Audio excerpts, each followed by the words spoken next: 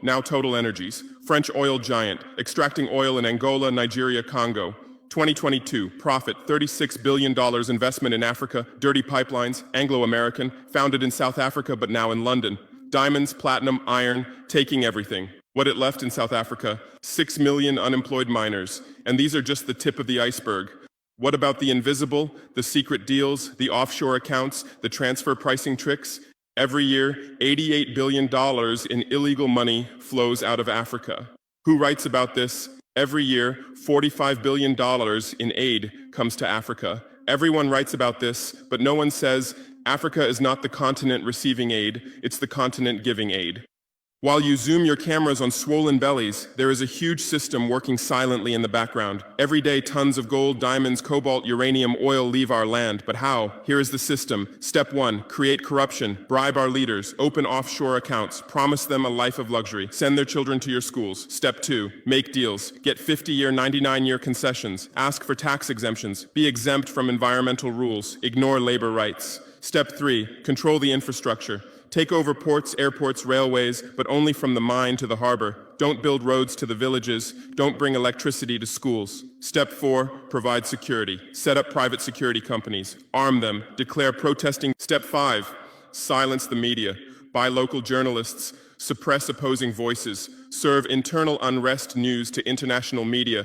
And this is how the system works. It's been working like this for 100 years, and you don't see this system. You don't want to see it, because you're part of the system too. Who are the biggest advertisers of New York Times, CNN, BBC, oil companies, mining companies, arms companies, pharmaceutical cartels, the companies that exploit Africa? You live on their money, you defend their interests, and what I'm about to tell you might cost me my life, but it's no longer time to be silent. France's system in Africa is the CFA franc.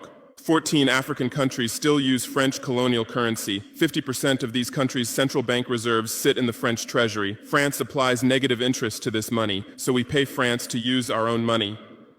Through this system, France transfers $500 billion worth of resources from Africa every year. Does anyone write about this? No. But when France gives Africa 10 billion euros in aid, it makes headlines. Britain's system is more sophisticated. London is the world's money laundering center. City of London, offshore paradise. Every penny stolen from Africa passes through London. Jersey, Guernsey, Cayman Islands, Virgin Islands, all under British control. Africa's wealth hides there.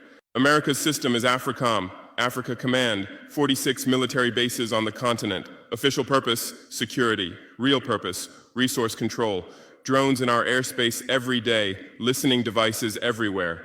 They say fighting terrorism, but it's not terrorists. It's people's leaders who are targeted. China is the new player, says win-win, builds infrastructure, gives credit, but in exchange for what? 99-year port concessions, mining rights, agricultural lands, debt-trap diplomacy, ask Sri Lanka, ask Zambia, and you write about none of this. Why? Because you're not free press. You're corporate press. Your bosses are billionaires. Jeff Bezos bought Washington Post. Why? For love of journalism? Rupert Murdoch's media empire, Fox News, Wall Street Journal, The Sun, The Times, all from the same hand, all giving the same message. West is good, others are bad. Carlos Slim is the largest shareholder of New York Times.